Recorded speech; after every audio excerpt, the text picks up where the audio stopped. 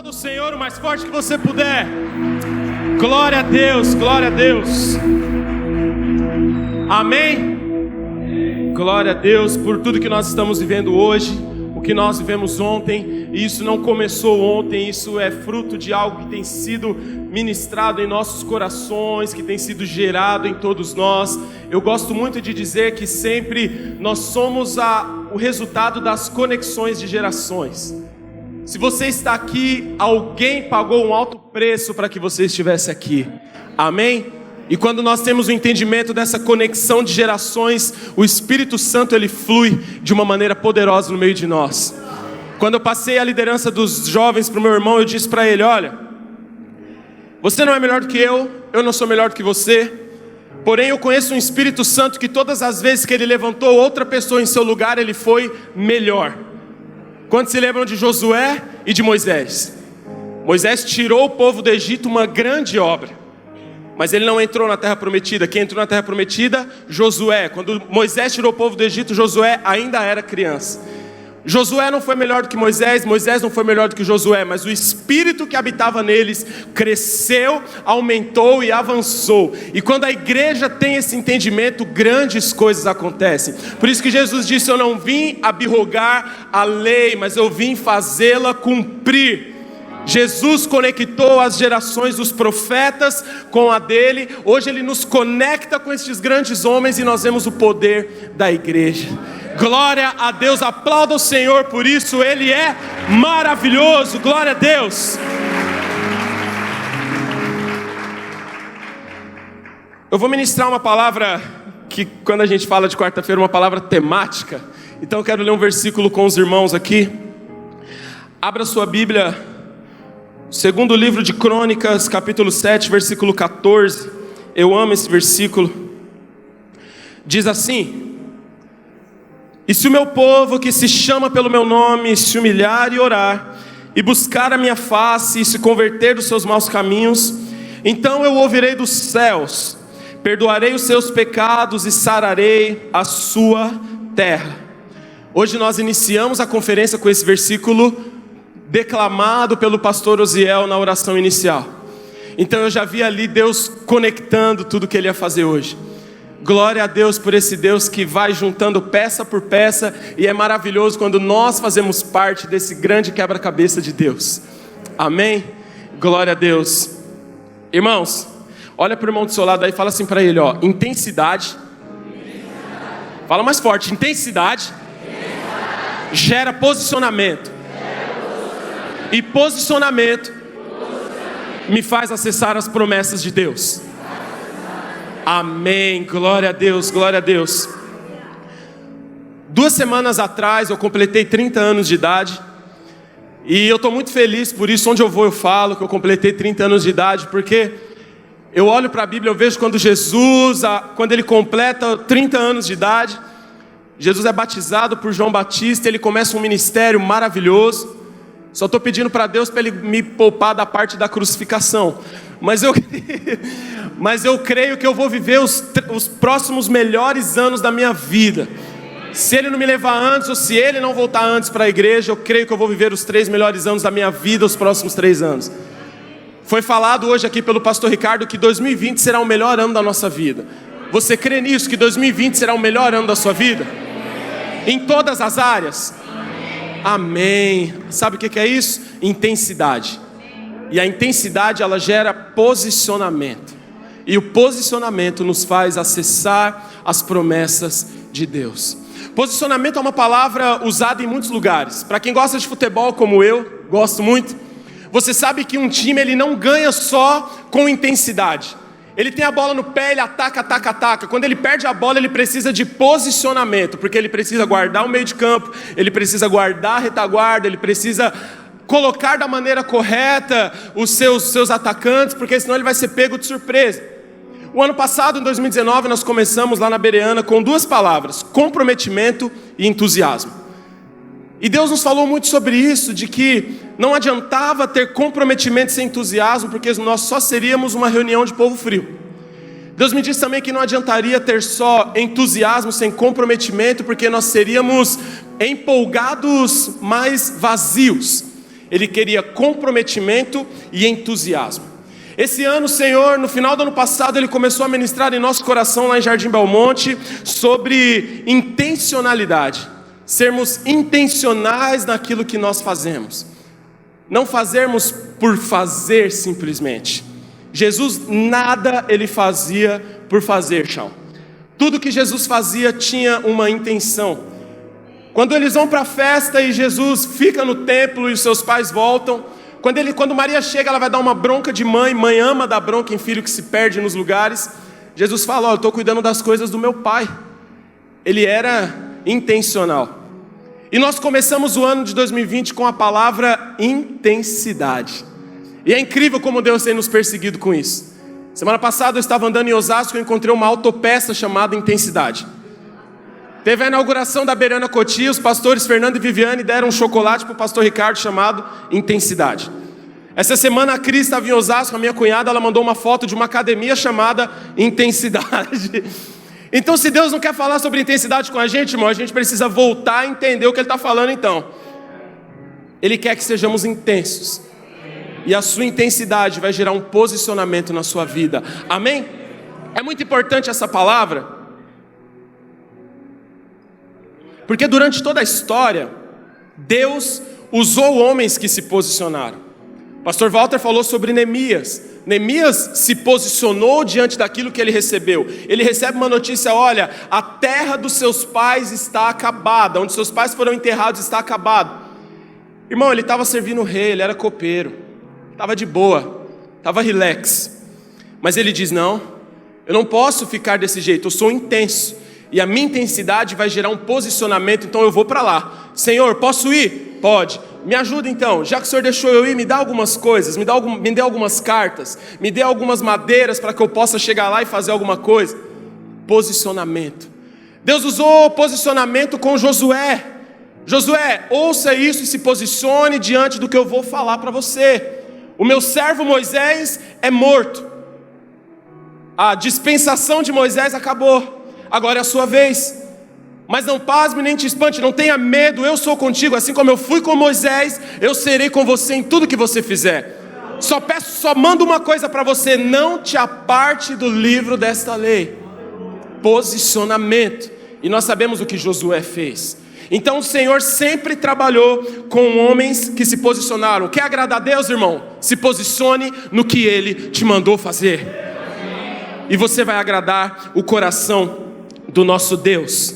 Nós temos muitos casos de homens que se posicionaram e alcançaram a promessa.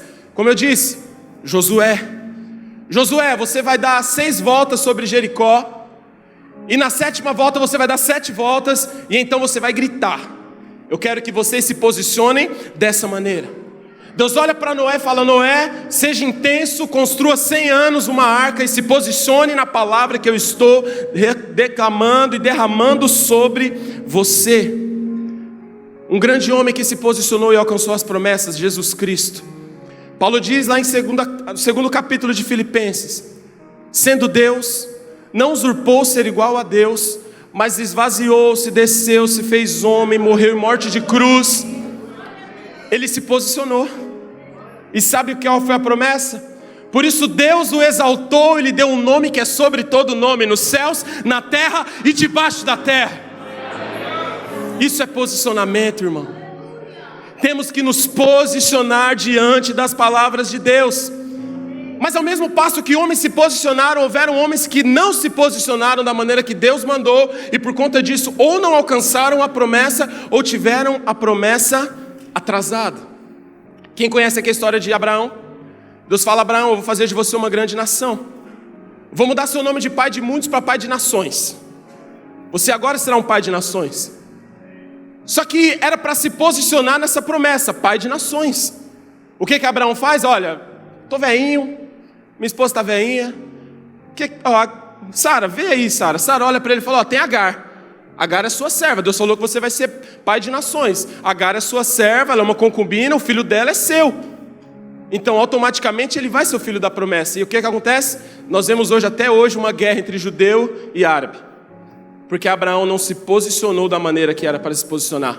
Logo depois, Isaac nasce, o filho da promessa nasce. Deus ele não é injusto, irmão. Deus havia dado uma promessa: o seu filho gerará nações. Quando Agar tenta fugir com Ismael, Deus olha e fala: vem cá, minha filha, eu prometi algo para Abraão, eu não sou Deus mentiroso. Então daí tem nações também. Mas olha o perigo que foi essas nações geradas por um filho que não era o filho do posicionamento correto da promessa de Deus. E Moisés, fala a rocha, para falar. A posição é para falar. Moisés está bravo com o povo, ele fere a rocha. Ele não se posiciona da maneira que Deus o manda se posicionar.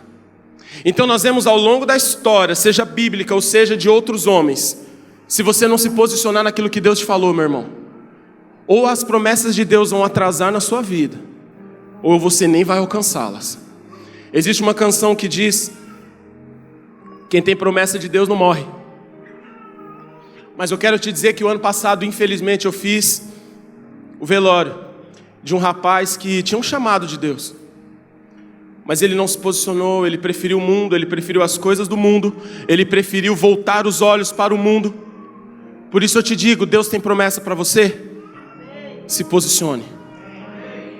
Ouça e cumpra as palavras que Ele te mandou. E dentro disso eu quero te falar sobre 3 coisas que o posicionamento nos traz.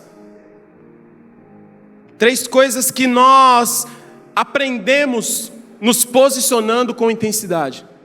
A primeira delas é que o posicionamento ele mata a nossa carne. Nós deixamos de viver segundo o que nós queremos. Pastor Walter falou aqui em sua ministração que quem está diante de Deus, quem é intenso diante de Deus, não vive segundo a sua vontade. Tem hora que Deus nos manda fazer algo, a gente fica: Deus, mas eu quero que faça sentido.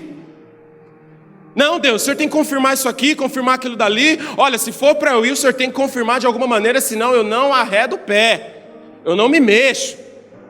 Mas o posicionamento é primeiro obedecer, depois você entende. É igual um filho, eu tenho um filho, ele não tem nem 2 anos. E a gente entra na igreja e eu falo para ele: ajoelha aí. Irmão, ele não sabe nem o que ele está fazendo, mas por enquanto ele vai se posicionar por aquilo que eu mandei. Um dia ele vai entender, mas eu não vou esperar ele entender para se posicionar, porque é muito perigoso que ele não se posicione o dia que ele entender. Então isso é o posicionamento, ele mata a nossa carne. Glória a Deus. Nós fazemos porque Deus mandou. Você quer uma prova maior do que essa loucura? Imagine que o Fábio é Noé. Nunca choveu, gente. Não chovia na Bíblia, as plantas não eram de plástico, elas existiam, mas a palavra de Deus ela fala que descia somente o orvalho ali, aquilo ali era suficiente para que as plantas crescessem normalmente, mas não chovia. Deus olha para um homem e fala assim: construa uma arca porque o mundo vai acabar em dilúvio. Irmãos, já parou para pensar você passar 100 anos fazendo algo que é inútil até o dia que vai usar? Era inútil. Por isso que as pessoas zombavam dele. Irmãos, nós somos uma geração muito inteligente. Nós adoramos falar que o povo zombava de Jesus porque eles não sabiam quem era ele. Nós adoramos falar que o povo não creu em Noé. Mas nós temos muitas dúvidas também em crer naquilo que Deus fala quando parece loucura ao nosso pensamento. Quando Deus nos chama para uma obra que parece loucura, a gente fala: não. Só que eu te digo, irmão, toda obra de Deus, ela é sempre maior do que a gente. Quando eu aceitei pastorear uma igreja, eu sabia que eu nunca estaria à altura disso. Como ninguém está à altura de cumprir um chamado de um Deus que é maior do que todos nós, que é acima do que todo nome. Então Noé fica 100 anos construindo algo que era inútil até o dia da serventia. Talvez você olhe aí e fale: mas Deus, mas eu estou preparando isso. Eu estou me preparando assim, eu estou preparando esse trabalho, eu estou fazendo essa faculdade que eu não entendo que o Senhor mandou fazer, eu estou me consagrando dessa maneira que eu não entendo que o Senhor mandou me consagrar. Por quê, Senhor? Por quê, Senhor? Calma! Tem que fazer sentido para Ele. Para a gente não tem que fazer sentido. Primeiro você obedece, primeiro você se posiciona, e no meio do caminho ou no final, ou quando Ele quiser, Ele vai falar para você: olha, era isso, isso, isso. Eu ouvi uma vez um pastor falando algo muito engraçado, que a nossa história com Deus, o nosso chamado com Deus é como um tapeceiro que está fazendo um grande desenho no tapete. Nós estamos do outro lado do tapete. Nós não vemos ao certo algumas cores, nós não vemos algumas coisas, mas no dia que acontece, o tapete é virado e nós falamos: ah, então era isso. Foi por isso que Deus me livrou daquilo. Foi por isso que eu não fui àquele horário. Foi por isso que eu não estava lá. Foi por isso que Deus me tirou daquele lugar. Foi por isso que Deus me tirou daquele relacionamento. Deus estava fazendo algo, eu é que não entendia. Mas quando você não entender uma palavra de Deus, se posicione nela, porque você vai colher. E assim foi na vida de Noé. Se Deus te pediu algo, irmão, se posicionar em algo que Deus disse não é fácil, porque a gente mata a nossa carne. Olha, você vai fazer isso daqui, mas Deus, eu não sou capaz, eu só sou uma criança. Eu não perguntei se você é uma criança. Jeremias, sou eu que estou mandando. Ah, Deus, mas eu não sei falar, eu sou um homem de língua pesada. Filho, eu que vou fazer. Pega seu irmão aqui, ele vai à sua frente. Senhor, mas eu sou o menor da minha casa, da menor família, da menor tribo de Israel. Eu estou aqui no lagar aqui, Senhor, mas é você que eu quero. Se posicione. Deus está buscando pessoas que se posicionam. Intensidade, irmão. Quer ser intenso? Tenha posição na obra de Deus, e você vai ver as coisas acontecendo. Ontem foi citado aqui Reinhard Bonnke, o homem que se posicionou de ir para a África e falar: eu vou lá, não importa o que tem lá, quantos tem lá, quem vai me ajudar, quem vai comigo? Não, eu vou, se o Senhor me mandou eu vou. E aí as coisas vão acontecendo porque Deus está fazendo. É para que nenhuma carne se glorie, é para que ninguém ache que foi ele que fez, é ele que está fazendo. É Deus quem está fazendo. É Deus quem está fazendo. Olha o que Paulo diz na primeira carta aos Coríntios, capítulo 9, versículos 25 e 27. E todo aquele que luta de tudo se abstém, eles o fazem para alcançar uma coroa corruptível, nós porém uma incorruptível. Pois eu assim corro, não como uma coisa incerta, assim combato, não como batendo no ar. Antes subjugo o meu corpo e reduzo a servidão, para que pregando aos outros eu mesmo não venha de alguma maneira a ficar reprovado. Posicionamento de Paulo. Eu subjugo a minha carne. Ah, vai ter um negócio na igreja lá, vai ter uma conferência, não sei se eu vou dar uma passada lá. Irmão, se posiciona, irmão. Nós estávamos numa reunião de quarta-feira e nós falávamos sobre isso, sobre o que vai comer, o que vai beber. E aí todo mundo já falou: não, a gente tem que ir para cima mesmo, porque não é esse negócio de fome ou de água, a presença de Deus vai estar lá. É ela que nós vamos buscar. As suas expectativas em Deus dizem muito daquilo que você vai provar de Deus. Se você vem com baixas expectativas, você não vai provar nada. Você só vai ficar: olha que legal, foi curado, olha, foi batizado com o Espírito Santo, olha como canta, olha aquilo, ó Deus, ó céus, o que tem para mim, o que tem para mim, mas você não se posiciona. E aí? Quer alcançar promessas sem posicionamento, irmão? Desculpa, mas você não vai alcançar. Deus não vai derramar as promessas na sua vida se não houver posicionamento. Outro ponto importante sobre o posicionamento, ele nos traz uma revelação de quem é Deus para nós. Sabia que tem hora que você está vivendo na revelação do seu irmão, do seu pai, do seu vizinho, e Deus parece ser chato para você, parece ser quadrado, porque falta você viver a sua experiência com Ele. Falta você, eu tenho certeza que aquelas crianças voltaram do acampamento, o Bi e o Rafa, não mais falando: eu vou para Bereana servir o Deus do meu avô, o Deus do meu pai, mas eu vou para Bereana servir o meu Deus, o Deus que me pegou, que me batizou com o Espírito Santo, que me derramou línguas estranhas. Agora, Pai, é o meu Deus.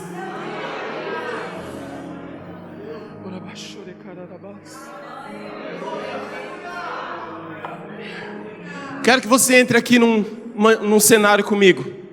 Guarde isso: Abraão, Isaac, Moriá, sacrifício. O cenário perfeito de um homem que antes não havia se posicionado muito bem, agora ele se posiciona. E é sobre ele que nós vamos ver para entender a revelação que Deus nos traz. Deus fala para Abraão: Abraão, sabe o seu filho, seu único filho? Deus foi maldoso, né? Fez questão de lembrar que era o único. Abraão, pegue seu filho, seu único filho, e sacrifica. Abraão, a Bíblia fala que ele acorda cedo, lá em Gênesis 22. Ele acorda cedo, ele arruma o jumento, ele coloca os seus servos com ele, ele não avisa nada para Sarai, certeza se ele avisasse ia dar ruim. Se eu acordo cedo e falo, vou levar o Miguel para lutar jiu-jitsu com uma criança de 12 anos, eu não vou avisar minha esposa, porque ela não vai deixar. Irmão, tem posicionamentos na sua vida que as pessoas não vão entender. As pessoas não vão entender, porque Deus falou com você. Não cobre dos outros entenderem aquilo que Deus falou com você. Simplesmente faça e mostre Deus através da sua obediência. A Bíblia fala que Abraão separa o seu filho e leva um moço já. Vamos lá, vamos subir o monte. Eu vou subir o monte que muitos desistiram. Eu teria desistido se eu soubesse que eu era o sacrifício. Chega lá em cima, pai, ó, tá tudo pronto aqui. Tudo está preparado aqui. Nós temos aqui o altar, nós temos aqui o machado, tá tudo certo aqui, só não temos o sacrifício. E Abraão havia recebido uma palavra de Deus. Olhe e preste muita atenção no que é o posicionamento do homem de Deus, o discernimento. Ele havia recebido uma palavra: sacrifique, sacrifique. Ele sobe, e quando ele vai consumar o ato de obediência, de posicionamento, o anjo vem e fala: não, não. Irmão, Jesus, a Bíblia faz isso com a gente, né, pastor? Peraí, mas Deus falou, agora Deus não falou, mas será que Deus volta atrás? Irmão, não vejo Deus voltando atrás em lugar nenhum, mas eu vejo Deus derramando novas palavras, novas direções para estes homens. Quando o profeta Isaías chega em Ezequias e fala assim: ó, ordena a sua casa que de hoje não passa, fião. Subiu para Deus já. A Bíblia fala que o profeta sai, e então o rei ele vai para a parede, ele começa a clamar: Senhor, olha o que eu fiz, tudo o que eu fiz na sua obra, Deus. Deus não voltou atrás, mas Deus derramou uma nova palavra. Vai lá e fala para ele que eu estou acrescentando 14 anos na vida dele. Porque eu quero fazer algo, porque os filhos dele ainda não nasceram, vão nascer nesse período. A geração vai vir porque eu quero fazer. Então você vê a mesma coisa com Abraão. Deus fala: não, Abraão. Uma revelação. Antes da lei ser derramada, antes da graça ser inaugurada, como nós entendemos no Novo Testamento, era Deus se revelando um Deus que olha o coração do homem. Quando alguém te fala assim: Deus não está no Antigo Testamento, o Deus do Antigo Testamento era ruim, e no Novo ele aceitou Jesus, agora ele é bonzinho. Mostra essa versão para eles, mostra essa parte em que Deus olha e fala: não, Abraão, porque agora eu sei que no seu coração você me ama. Sendo que a gente vai ver que depois da lei são sacrifícios que mostram amor por Deus. Mas Deus se revela um Deus que sonda os corações antes de tudo isso. Irmão, Deus é um só, irmão. Passarão céus e terra, mas a sua palavra não passará. O posicionamento revela a você o Deus que você serve. Tem hora que Deus fala assim: olha, tá vendo aquele negócio que você tá? Sai. Mas Senhor, se eu sair, o que vai ser da minha família? Mas Senhor, se eu sair, o que vai ser dos meus filhos? Ele derramou uma palavra, Ele vai cuidar. E ali Ele se mostra como um Deus amoroso. Ali Ele se mostra como um Deus que cuida. Você tem uma revelação desse Deus. Há muitas pessoas que não têm tido uma revelação nessa parte de Deus, porque elas não têm se posicionado, não têm sido intensas. E aí fica só reclamando: ah, Deus não faz isso comigo, Deus não é Deus, Deus não me ajuda. Você quer viver segundo as suas vontades, segundo a sua força? Pela nossa força, irmão, a gente não alcança nada. Quem pastoreia, quem lidera, ou se você lidera mesmo que a sua casa, você sabe que tem momentos da vida que você não entende nada do que está acontecendo. Você olha para um lado e fala: não estou entendendo nada, Deus, mas eu estou caminhando, eu estou posicionado. A melhor coisa para o cristão é ele deitar, sabendo que mais um dia ele se posicionou na vontade de Deus, do que ele tentar dar o jeitinho dele, o jeitinho brasileiro. Existe um pastor americano chamado Francis Chan, que ele diz que a pior coisa para o homem é fazer sucesso naquilo que não interessa a Deus. A pior coisa, irmão, é ser bem-sucedido naquilo que não interessa a Deus. Porque você se torna o homem mais rico da terra e o mais pobre de espírito. Você se torna aquela pessoa. Por que nós temos visto tantas doenças psicossomáticas crescendo na humanidade? Porque as pessoas têm se comparado tanto pela internet, por vida de pessoas bem-sucedidas. Isso acontece até dentro de ministério. Tem hora que você pergunta, mas espera aí, Deus, como assim? Olha lá, Deus, olha lá, 200 mil almas, e eu estou aqui ralando, aqui tentando, Deus. Você tem que se posicionar naquilo que Ele te falou, e você vai ver as coisas acontecendo. A revelação do Deus que é revelado a você a cada dia. Sabia que Deus não chamou todo mundo para pastorear 1 milhão de pessoas? E glória a Deus por isso, irmãos. Glória a Deus por isso. Foi Deus que usou Jetro para dar o conselho para Moisés. Tem que ter líder de 10, de 100, de 1000. Se todo mundo for líder de 1000, vai ser uma bagunça. Se todo mundo for líder de 10, vai ser uma incompetência geral. Mas Deus separou ali, ó, aqueles que vão cuidar de 100, de 1000, de 10.000. E toda vez que você orar por isso, ore sim, para Deus te tornar um líder de 1000. Mas cuidado, porque a Bíblia fala que o Homem-Aranha até roubou essa frase, o tio dele: grandes poderes, grandes responsabilidades. Aquele a quem muito é dado, muito será cobrado. Então, antes de você pedir muito para Deus, saiba da responsabilidade que você vai carregar de ter essa revelação de Deus na sua vida. E em terceiro, o posicionamento nos faz acessar as promessas de Deus. Diga: promessas, posicionamento, acesso às promessas. E a intensidade está aí, ó, como ingrediente principal, fazendo com que quando não... Senhor, está difícil hoje, Pai, não tem ninguém aqui. Eu me lembro que eu e minha esposa, nós tínhamos uma célula lá na Anhanguera, quando a gente fazia faculdade.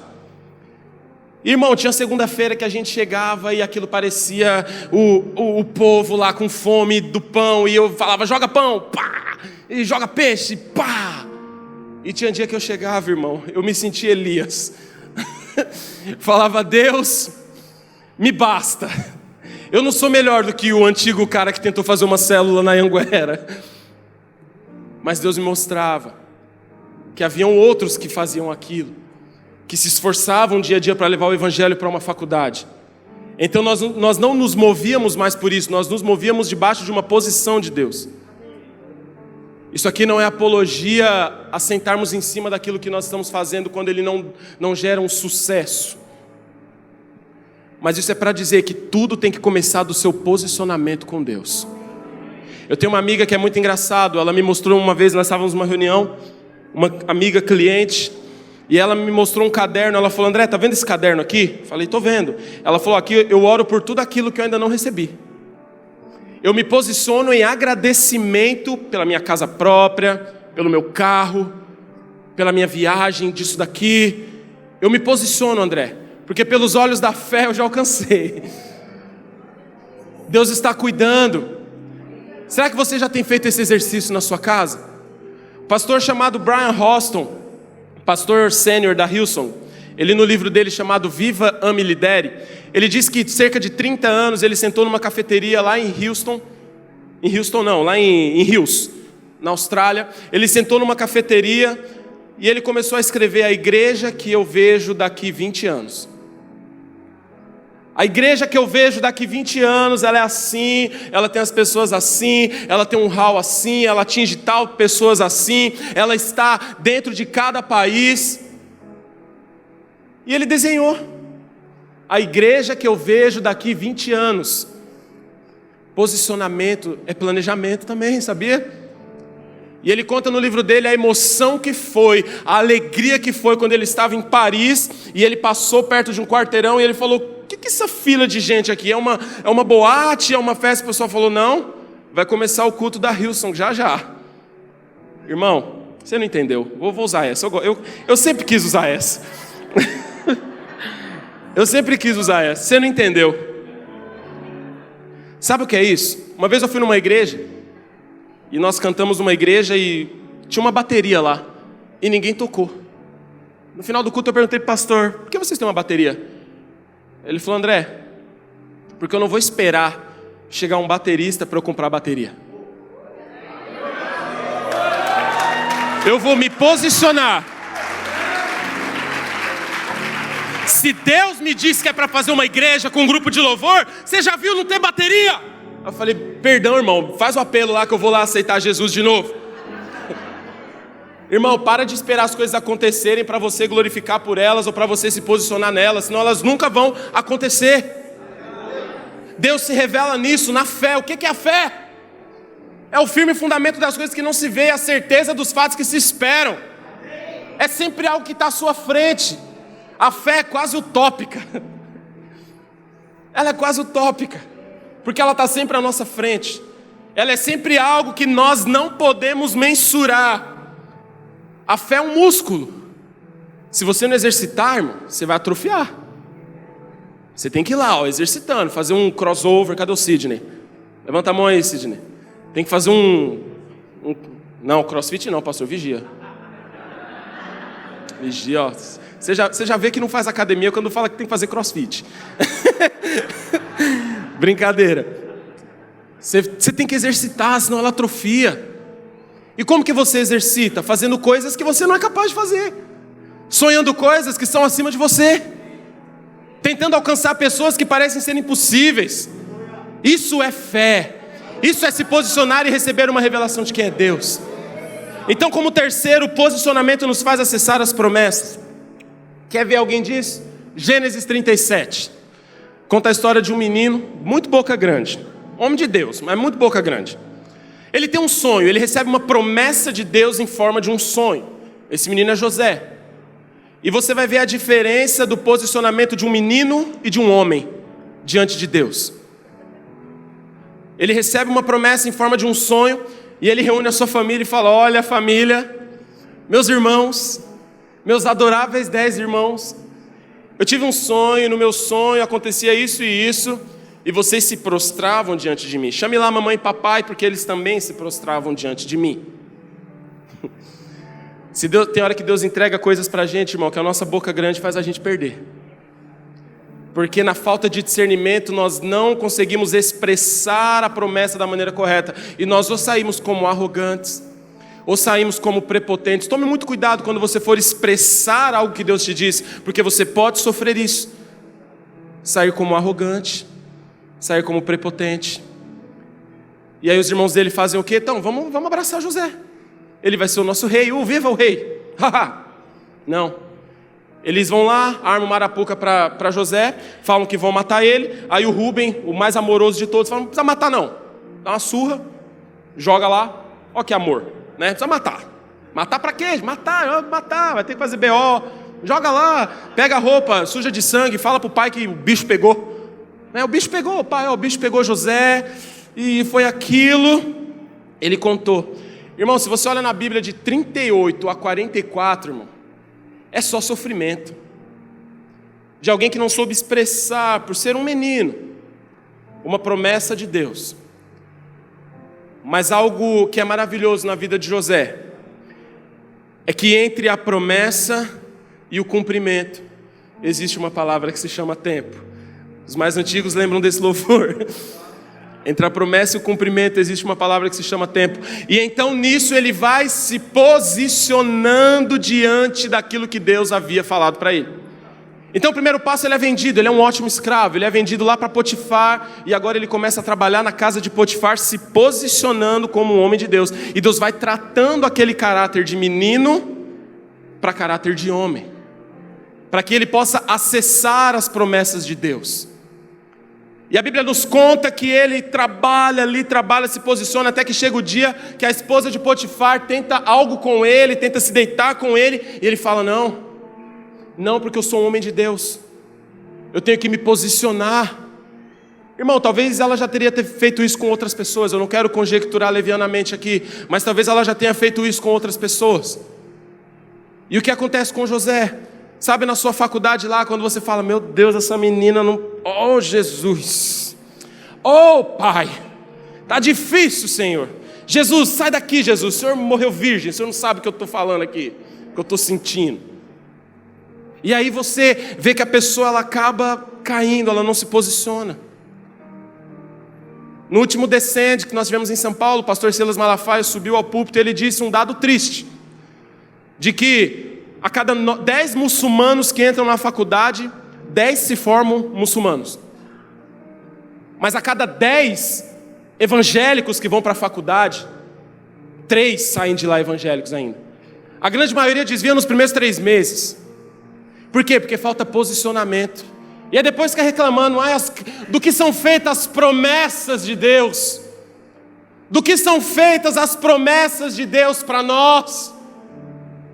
Porque não se posiciona. Mas José se posicionou. José então ele entende esse posicionamento dele. E aí ele vai e sofre aquela esqueci até a palavra agora.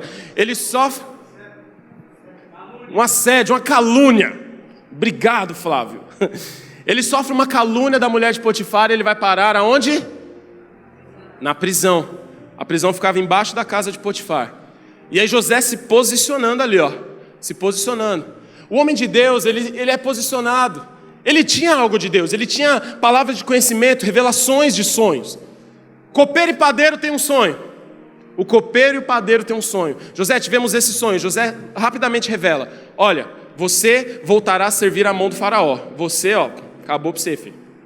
Padeiro, acabou para você. Copeiro, você volta. Porque eles acontecem isso. José fala, olha, lembra de mim quando vocês chegarem lá, tá bom? Lembra de mim, meu filho? Quando você chegar lá? Claro que eu lembro, pode deixar. 2 anos. Esquecido. Poderia causar revolta, não poderia? Porque a gente, quando recebe uma promessa de Deus, a gente quer uma resposta rápida. Ninguém quer esperar. Não, Deus falou que eu vou ser pastor, então a partir de hoje, se não me chamar de pastor, tá errado. Deus falou que eu vou cantar, então eu não sei nem cantar ainda, mas eu vou cantar. Dá o microfone aqui, eu vou cantar. Deus falou que eu vou ser diácono, então sai daí, deixa eu ficar na porta. Falta morder a canela do irmão. Por quê? Porque tem pressa. E Deus não tem pressa, irmão. Deus tem urgência. Separe. Deus não é um Deus de pressa. Deus tem urgência. A pressa é coisa de quem está atrasado. A urgência é coisa de quem tem prioridade. Deus tem prioridade. E então Deus olha para José. Aleluia.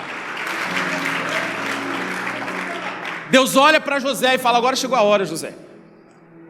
O copeiro está servindo o rei.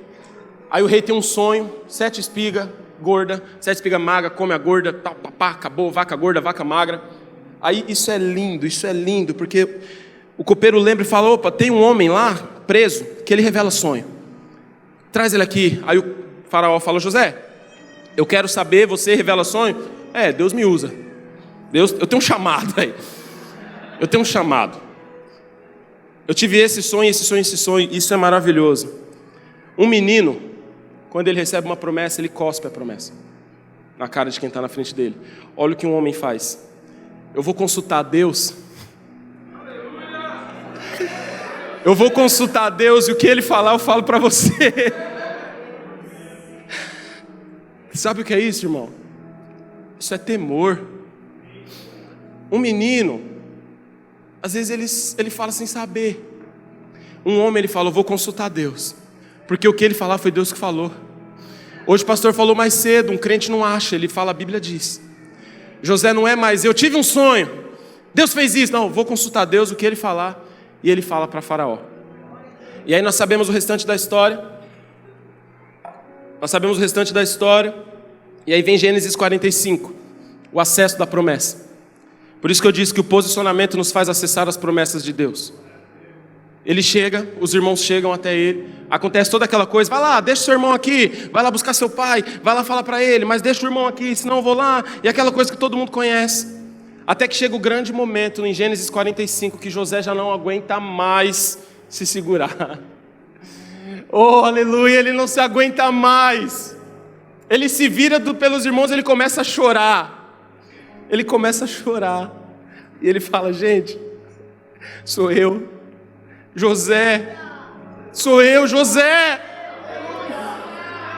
Olha a promessa se cumprindo.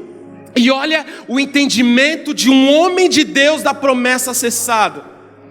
O sonho se torna realidade. Realmente é ali José e seus irmãos. Mas um menino disse que o sonho era os irmãos o servindo.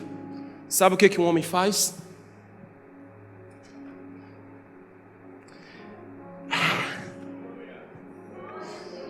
Sabe o que o homem faz? Gente, não tenham medo. Porque os irmãos já falaram, ele vai nos matar. Porque lembra do sonho? Deve ter um olhado para o outro. Meu, você lembra do sonho? No sonho a gente servia ele. Então é cajadada para todo mundo agora. Ele vai nos matar. José fala, não gente, eu não vou matar ninguém não. Sabe por quê? Para a preservação da vida, Deus me manteve aqui. O sonho, a promessa é acessada, ela se realizou. E não é vocês me servindo, mas sou eu como homem de Deus, aquele que Deus levantou no Egito, que estou aqui, ó. Ninguém vai morrer enquanto eu estiver governando o Egito. Isso era a promessa de Deus acessada agora por José. Essa era a promessa de Deus acessada por José. Agora imaginem se ele não tivesse se posicionado.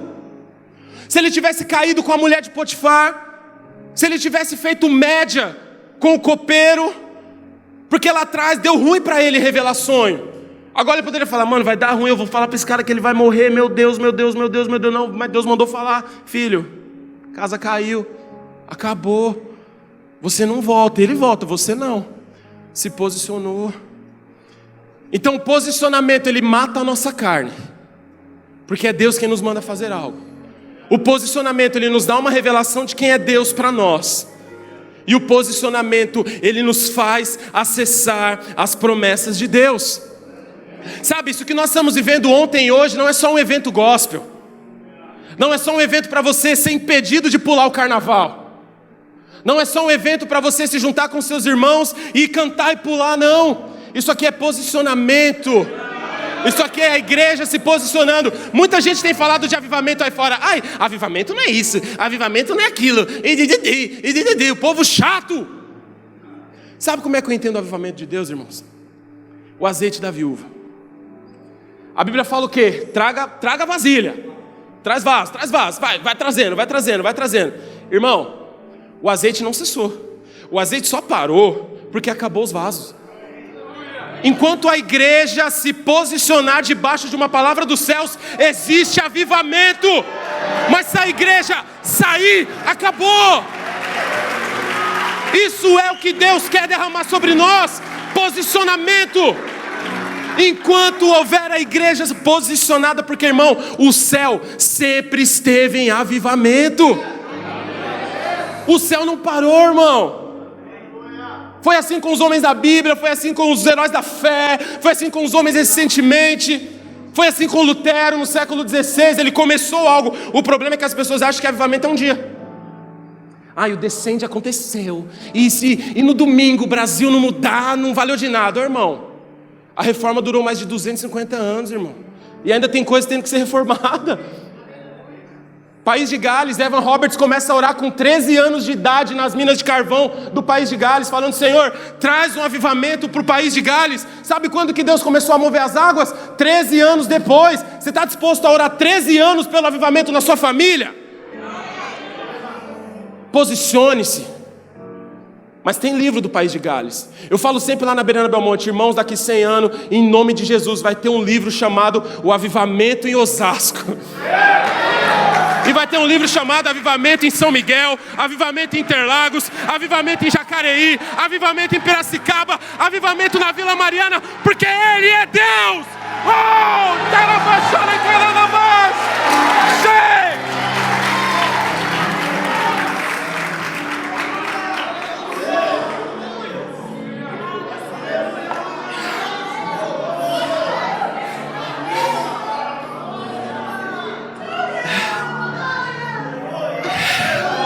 Segundo Crônicas 7:14. Segundo Crônicas está acontecendo aqui. E se o meu povo, que se chama pelo meu nome, se humilhar e orar e buscar a minha face e se converter dos seus maus caminhos, então eu ouvirei dos céus, perdoarei os seus pecados e sararei a sua terra. Deus quer de nós posicionamento. Se o meu povo, então eu farei. Deus não vai fazer nada enquanto nós não fizermos algo. Oh Deus!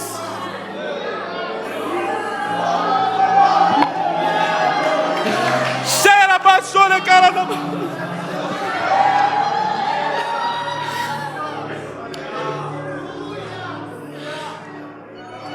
Quero encerrar Deus tem cobrado de nós alguns posicionamentos. E nós começamos recentemente como igreja, porque nós entendemos a unidade da igreja.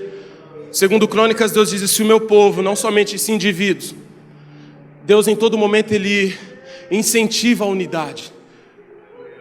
Na oração sacerdotal de João 17, no versículo 11, Jesus diz: Pai, que eles sejam um, como eu e o Senhor somos um, para que o mundo veja que o Senhor me enviou. Igreja, enquanto nós não formos em unidade, o mundo não vai saber que Deus enviou Jesus. Eu não sou igreja, você não é igreja, nós somos igreja. Nós somos igreja. E nós começamos um plano de leitura bíblico de 90 dias para ler o Novo Testamento. Nós já estamos em Marcos capítulo 6, 5 e 6. 7 e 8, desculpa, é que eu não li ainda o 7 e 8. Parei no 5 e 6 ontem. E amanhã e domingo nós começaremos um jejum como igreja de 40 dias. Então essa semana nós estamos nos preparando, cada um ouvindo de Deus o que é para fazer. Nós temos tido cultos de oração. Começamos o ano passado, lá para agosto, setembro, não me lembro, um culto chamado Combustível, de oração, de intercessão por Osasco, em que nós oramos por Osasco, em que nós pedimos para que Deus abaixe os níveis de violência, porque nós entendemos que uma igreja avivada é uma igreja que transforma o seu bairro. O avivamento de Wittenberg com o Martinho Lutero foi um avivamento que atingiu a Alemanha e todos os países. Muitas faculdades vieram de lá. O avivamento de País de Gales, é contado que chegou um momento em que as pessoas não deviam mais. Irmão, as pessoas estavam pagando as suas contas. O avivamento traz mudança de caráter. Todo avivamento ele é duradouro. E o pastor Ricardo falou algo para mim esses dias que eu guardei no meu coração, que Deus manda ondas de avivamento quando a igreja se posiciona. E nós sempre oramos: Deus, é um avivamento. Eu creio que nós estamos vivendo algo maravilhoso na nossa nação. Até que um dia nós acertaremos e seremos a geração do arrebatamento, a geração da last wave, da última onda. É isso que nós queremos ser, Senhor. Fazer a vontade dEle, irmão, se posicionar. E você vai ver, obrigado pastor, e você vai ver Deus fazendo grandes coisas. Deus sempre age sobre aqueles que se posicionam. Pegue na Bíblia vários exemplos e você vai ser poderosamente ministrado. Como foi dito hoje aqui, crente tem que ler a Bíblia, tem que amar a Bíblia. Crente tem que amar a comunhão. Sabe, Jesus tinha um ministério tríade também aqui na terra, que a Bíblia fala lá em Mateus, que Jesus percorria pregando, ensinando e curando. Se você só se posiciona em cura, sem ensino, você está pegando um Jesus fragmentado. Então nós temos que buscar ensinar, pregar e curar. Isso é ser bereano, irmãos. Isso é ser intenso. Eu quero que você fique de pé agora. E que dentro desse posicionamento, nós tivemos alguns apelos hoje, e eu não quero te fazer mais um. Mas eu quero que você saia daqui guardando pelo menos uma palavra. Segundo Crônicas 7,14. Faça desse versículo o seu pão diário. Leia ele todos os dias. Se, então. Repita comigo. Se, então. Glória a Deus. Dê a maior salva de palmas que você puder a Jesus, porque Ele é bom.